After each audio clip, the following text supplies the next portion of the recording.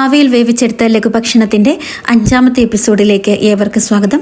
എൻ്റെ പേര് റുക്സാന അജ്മൽ. ഇന്ന് ഞാൻ നിങ്ങളുടെ മുന്നിലേക്ക് എത്തിയിട്ടുള്ളത് വേറിട്ട രുചിയിൽ ഗോതമ്പ് പൊടി കൊണ്ടുണ്ടാക്കിയിട്ടുള്ള ഏത്തപ്പഴവും ഈന്തപ്പഴവും എല്ലാം ഫില്ല് ചെയ്തിട്ടുള്ള നല്ലൊരു വട്ടയപ്പത്തിൻ്റെ റെസിപ്പിയുമായിട്ടാണ്. വളരെ ടേസ്റ്റിയാണ്. ആവിയിൽ വേവിച്ചെടുത്ത ലഘുഭക്ഷണത്തിൻ്റെ 1 മുതൽ 4 വരെയുള്ള എപ്പിസോഡുകൾ കാണാത്തവർ കാണുക. ഇനി കുക്കിംഗ് സ്റ്റാർട്ട് ചെയ്യാം. നന്നായി പഴുത്ത 2 ഏത്തപ്പഴം എടുക്കുക. ഇനി ഒരു പാൻ അടുപ്പിലേക്ക് വെക്കുക. ചൂടായി വരുമ്പോഴേക്കും 2 ടേബിൾ സ്പൂൺ അളവിൽ നെയ്യ് ചേർത്ത് കൊടുക്കാം. നെയ്യ് ചൂടായി വരുമ്പോഴേക്കും അതിനകത്തേക്ക് ഈ 2 ഏത്തപ്പഴത്തിനെ ചെറുതായിട്ട് കട്ട് ചെയ്ത് അതും കൂടെ ചേർത്ത് കൊടുക്കാം. ഞാൻ ഏത്തപ്പഴത്തിനെ 4 കീറിയതിന് ശേഷം കട്ട് ചെയ്തെടുത്തതാണ്. ഇതിനെ നമുക്ക് നെയ്യിലിട്ട് നന്നായിട്ടൊന്ന് വഴറ്റിയെടുക്കാം. നന്നായി പഴുത്ത ഏത്തപ്പഴമാണെങ്കിൽ പെട്ടെന്ന് തന്നെ വഴന്ന് കിട്ടും. ഇപ്പം നന്നായിട്ട് വഴന്ന് കുഴഞ്ഞു പോവുകയൊന്നും വേണ്ട. ഈ ഒരു പാകത്തിൽ എത്തിയാൽ മതിയാകും. ഇനി നമുക്ക് ഇതിനകത്തേക്ക് ഇട്ട് കൊടുക്കേണ്ടത് 1 കപ്പ് അളവിൽ ശർക്കരപ്പൊടിയാണ്. ശർക്കരപ്പൊടി കയ്യിലില്ലാത്തവർക്ക് ചെറുതായിട്ട് ശർക്കര ചീകിയതിന് ശേഷം ഇതിലേക്ക് ഇട്ട് കൊടുക്കാം. അല്ലെങ്കിൽ ശർക്കര പാനിയാക്കിയതിന് ശേഷം ചേർത്ത് കൊടുക്കാവുന്നതാണ്. ഇനി ഇതിലേക്ക് 1.5 കപ്പ് അളവിൽ വെള്ളം കൂടെ ചേർത്ത് കൊടുക്കാം. ഇനി മുഴുവൻ ശർക്കര പാനിയാക്കാനായിട്ടാണ് നിങ്ങൾ ഉദ്ദേശിക്കുന്നതെങ്കിൽ നിങ്ങൾക്ക് ഒരു 2.5 കപ്പ് വെള്ളം ഒഴിച്ച് അതിനകത്തേക്ക് ശർക്കരയും കൂടി ഇട്ടിട്ട് നന്നായിട്ട് പാനിയാക്കിയെടുത്ത് ഇതിലേക്ക് ചേർത്ത് കൊടുത്താൽ മതിയാകും. ഇനി ഇതിനെ നന്നായിട്ടൊന്ന് ഇളക്കി യോജിപ്പിച്ചതിന് ശേഷം ഇതിനകത്തേക്ക് ചേർത്ത് കൊടുക്കുന്നത് 1 കപ്പ് അളവിൽ ചിരകിയ തേങ്ങയാണ്. അതും കൂടെ ചേർത്ത് കൊടുത്തതിന് ശേഷം നന്നായിട്ടൊന്ന് ഇളക്കി യോജിപ്പിച്ചെടുക്കുക. ഇനി ശർക്കര പാനിയിൽ കിടന്ന് ഈ തേങ്ങയും ബാക്കിയുള്ളതുമെല്ലാം നന്നായിട്ടൊന്ന് തിളയ്ക്കുന്നിടം വരെ വെയിറ്റ് ചെയ്യുക. നന്നായി ഇതെല്ലാം കൂടെ തിളച്ച് തുടങ്ങുമ്പോഴേക്കും ഇതിനകത്തേക്ക് ഇനി ചേർത്ത് കൊടുക്കാനായിട്ടുള്ളത് 1 ടീസ്പൂൺ അളവിൽ ഏലക്ക പൊടിച്ചതാണ്. അതും കൂടെ ചേർത്ത് കൊടുക്കാം. ഇനി അടുത്തതായിട്ട് ഇതിലേക്ക് ചേർത്ത് കൊടുക്കാനായിട്ടുള്ളത് 1/4 ടീസ്പൂൺ അളവിൽ ചെറിയ ജീരകം പൊടിച്ചതാണ്. അതും കൂടി ഇതിലേക്ക് ചേർത്ത് കൊടുക്കാം. ഇനി ഇതിനെല്ലാം കൂടെ നന്നായിട്ട് വീണ്ടും ഒന്ന് ഇളക്കി യോജിപ്പിച്ചെടുക്കുക. ഈ സമയത്ത് ഇനി ഇതിലേക്ക് ചേർക്കാനായിട്ടുള്ളത് തൊലി കളഞ്ഞ നിലക്കടല ചെറുതായിട്ടൊന്ന് ക്രഷ് ചെയ്തതാണ്. അതും കൂടെ ചേർത്ത് കൊടുക്കാം. നിങ്ങൾക്ക് വേണമെങ്കിൽ കശുവണ്ടി വേണമെങ്കിൽ ചേർത്ത് കൊടുക്കാം. ഇനി ഇതിലേക്ക് 8 ഈന്തപ്പഴം കുരു നീക്കം ചെയ്തതിന് ശേഷം അതിനെ ഒന്ന് 2ആയിട്ട് കട്ട് ചെയ്ത് ചേർത്ത് കൊടുക്കുന്നുണ്ട്. നിങ്ങൾക്ക് 10 12 എണ്ണം വേണമെങ്കിലും ചേർത്ത് കൊടുക്കാം കേട്ടോ. ഈന്തപ്പഴവും കശുവണ്ടിയും പീനട്ടും ബദാമും ഇതൊക്കെ കുറച്ചേറെ ചേർത്ത് കൊടുത്താലും കുഴപ്പമില്ല. നല്ല ടേസ്റ്റിയാണ്, അതോടൊപ്പം തന്നെ ഹെൽത്തിയുമാണ്.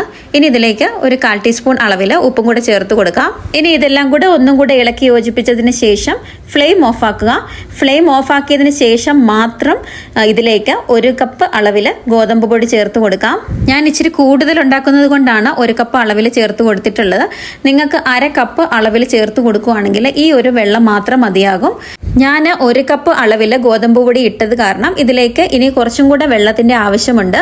അപ്പോൾ വെള്ളം ഒന്ന് ചൂടാക്കിയതിന് ശേഷമാണ് ഇതിലേക്ക് ചേർത്ത് കൊടുക്കുന്നത്. തിളപ്പിച്ച വെള്ളമല്ല, ഒന്ന് ചൂടാക്കുക. ചൂടാക്കിയതിന് ശേഷം ഇതിലേക്ക് ചേർത്ത് കൊടുക്കുന്നുണ്ട്. ഇനി ഇത് ഇളക്കി യോജിപ്പിച്ചെടുക്കുക. ആവശ്യത്തിന് വെള്ളം ഇതിലേക്ക് ചേർത്ത് കൊടുത്ത് ഇളക്കിയെടുക്കുക.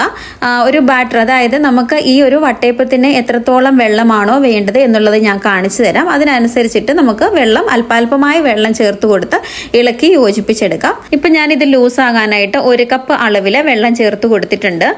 അതും കൂടെ ചേർത്ത് കൊടുത്തിട്ട് നന്നായിട്ടൊന്ന് ഇളക്കി നോക്കുക. ഇനിയും വെള്ളം വേണം എന്ന് ഉള്ളത് കൊണ്ട് നമ്മൾ ഇതിനകത്തേക്ക് 1/2 കപ്പ് അളവിൽ വീണ്ടും വെള്ളം ചേർത്ത് കൊടുക്കുന്നുണ്ട്. ഞാൻ വെള്ളം അല്പാൽപമായി ചേർത്ത് കൊടുത്ത് ഇളക്കി നോക്കിയിട്ടാണ് വീണ്ടും വെള്ളം ചേർത്ത് കൊടുത്തിട്ടുള്ളത്. മൊത്തം 1.5 കപ്പ് വെള്ളമാണ് ഞാനിവിടെ ചേർത്ത് കൊടുത്തിട്ടുള്ളത്. ഇത് കറക്റ്റ് പാകമാണ്. ഇനി അല്പം പോലും വെള്ളം ചേർത്ത് കൊടുക്കേണ്ട ആവശ്യമില്ല. ഇത് നന്നായിട്ട് ഇളക്കി യോജിപ്പിച്ചെടുക്കണം. ഈ വീഡിയോ കണ്ടുകൊണ്ടിരിക്കുമ്പോൾ സബ്സ്ക്രൈബ് ചെയ്യാത്തവരുണ്ടെങ്കിൽ ഒന്ന് സബ്സ്ക്രൈബ് ചെയ്യുക. കൂടുതൽ വെറൈറ്റി ആയിട്ടുള്ള ആവിയിൽ വേവിച്ച പലഹാരങ്ങൾ നിങ്ങളിലേക്ക് എത്തിക്കാനായിട്ട് എനിക്ക് സാധിക്കും.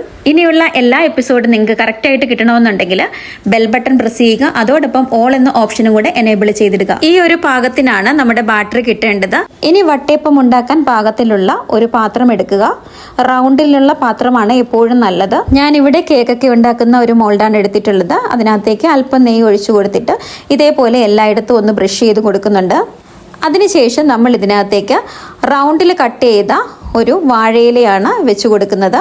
ഇതേപോലെ വാഴയില വെച്ച് കൊടുത്തിട്ട് ആവിയിൽ വേകുമ്പോൾ അതിൻ്റെ ഒരു സ്മെല്ല് കൊണ്ട് വട്ടയപ്പത്തിന് നല്ലൊരു ഫ്ലേവറും അതേപോലെ തന്നെ നല്ലൊരു ടേസ്റ്റുമാണ് കിട്ടുന്നത്. ഇനി വട്ടയപ്പത്തിൻ്റെ ബാറ്റർ ഇതിനകത്തേക്ക് അല്പാൽപമായിട്ട് ഇട്ട് കൊടുക്കുക. 4ാമത്തെ എപ്പിസോഡിൽ ഞാൻ ചെയ്തിട്ടുള്ള വട്ടയപ്പം വളരെ ടേസ്റ്റിയാണ്. ക്യാരറ്റും ഡേറ്റ്സും വെച്ചിട്ട് വെറൈറ്റി ആയിട്ടുള്ള കേക്കിന്റെ രുചിയിലുള്ള ഒരു വട്ടയപ്പമാണ്. ഇത് കണ്ടിട്ടില്ലാത്തവർ നമ്മുടെ ചാനലിൽ കയറി എപ്പിസോഡ് 4 കാണാവുന്നതാണ്. അതോടൊപ്പം 1, 2, 3 എപ്പിസോഡ് ഉണ്ട്. എല്ലാ എപ്പിസോഡും കറക്റ്റായിട്ട് കാണുക. അതോടൊപ്പം തുടർന്നുള്ള എപ്പിസോഡും മിസ്സാക്കാതിരിക്കുക. ഇപ്പോൾ വട്ടയപ്പത്തിന്റെ ബാറ്റർ നമ്മൾ മുഴുവനായിട്ട് ചേർത്ത് കൊടുത്തിട്ടുണ്ട്. ഇനി ഇതേപോലെ സ്പൂൺ ഉപയോഗിച്ചിട്ട് ഒന്ന് ലെവൽ ചെയ്തെടുക്കുക. ഇപ്പോൾ കറക്റ്റായിട്ട് ലെവൽ ചെയ്ത് കൊടുത്തിട്ടുണ്ട്. ഇനി ഇതിനെ നമുക്ക് സ്റ്റീമറിലേക്ക് വെക്കാം. സ്റ്റീമർ ഇല്ലാത്തവർക്ക് ഇഡലിത്തട്ടിൽ വെച്ച് കൊടുത്താലും മതിയാകും. നന്നായിട്ട് ആവി കയറട്ടെ. ഇനി ഇതിനെ മൂടി കൊണ്ട് അടച്ചു വെക്കുക. 30 മിനിറ്റാണ് ഇതിൻ്റെ കുക്കിംഗ് ടൈം. ഈ സമയത്ത് നമുക്ക് വേറൊരു കാര്യം കൂടെ ചെയ്യാനായിട്ടുണ്ട്. ഒരു പാൻ അടുപ്പത്തേക്ക് വെക്കുക. അതിനകത്തേക്ക് 2 ടീസ്പൂൺ അളവിൽ നെയ്യ് ചേർത്ത് കൊടുക്കാം. നെയ്യ് ഒന്ന് ചൂടായി വരുമ്പോഴേക്കും ഇതിനകത്തേക്ക് ഇട്ട് കൊടുക്കുന്നത് 2ആയി കട്ട് ചെയ്തിട്ടുള്ള ബദാം, കാഷ്യൂനട്ട്, അതേപോലെ തന്നെ ഉണക്കമുന്തിരി, ഈ 3 ഐറ്റമാണ് ഞാൻ ചേർത്ത് കൊടുക്കുന്നത്.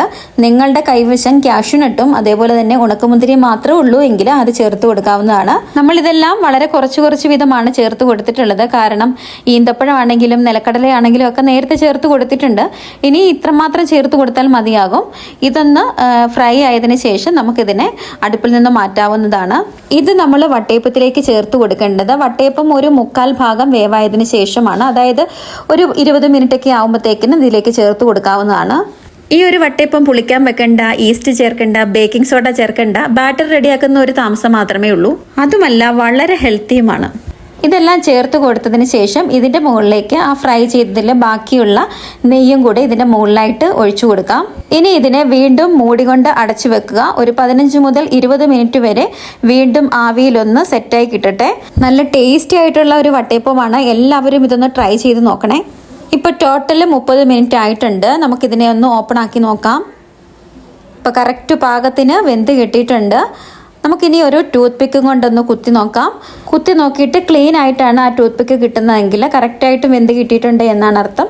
അല്ല അതിൽ നന്നായിട്ട് പറ്റി പിടിച്ചിട്ടുണ്ട് എങ്കിൽ കുറച്ച് സമയം കൂടെ വെയിറ്റ് ചെയ്യാവുന്നതാണ്. ഇപ്പോൾ ഇതിനെ പുറത്തേക്ക് എടുത്തിട്ടുണ്ട്.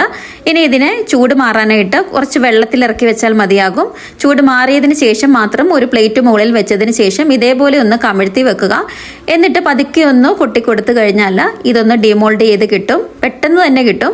ഇനി ഇതിൻ്റെ മുകളിലത്തെ ആ വാഴയില പതുക്കെ ഒന്ന് മാറ്റുക.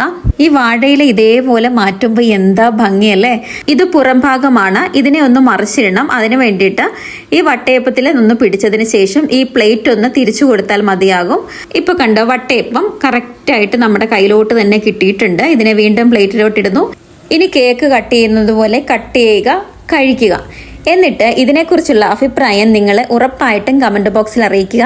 ഇടയ്ക്കിടയ്ക്ക് കഴിക്കുമ്പോൾ ഈന്തപ്പഴവും ഏത്തപ്പഴവും അതേപോലെ തന്നെ നിലക്കടലയും ഒക്കെ കടിക്കുമ്പോഴത്തേക്കിന് ഒരു പ്രത്യേക ടേസ്റ്റാണ്. റെസിപ്പി ഇഷ്ടപ്പെട്ടെങ്കിൽ ലൈക്ക് ചെയ്യുക. അതോടൊപ്പം തുടർന്നുള്ള എപ്പിസോഡുകൾ മുടങ്ങാതെ കാണുക. ഇനിയുള്ള ഒരുപാട് വെറൈറ്റി എപ്പിസോഡുകൾ നിങ്ങളിലേക്ക് എത്തുന്നതായിരിക്കും. ഇനി വെറൈറ്റി ആയിട്ടുള്ള 6ാമത്തെ എപ്പിസോഡുമായിട്ട് ഞാൻ വരുന്നതായിരിക്കും. അതുവരേക്കും ഗുഡ് ബൈ.